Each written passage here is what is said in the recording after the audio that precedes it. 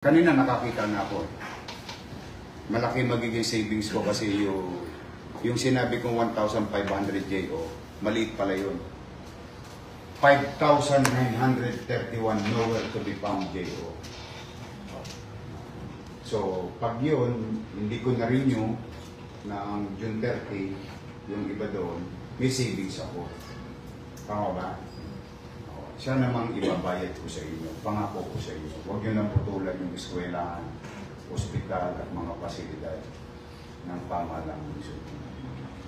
So now, I'm begging you, pleading as mayor of the city of Manila, aasa sa amin ng tao.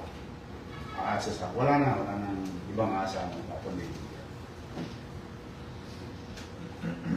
Pwede ba makisuyo, pagbalik ninyo sa mga boss nyo?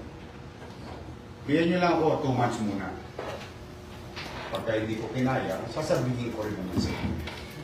Pag nakagawa ko ng paraan, hindi ko na kailangan sabihin sa inyo, mararamdaman nyo rin naman. Dahil mag-update kami ng bills na.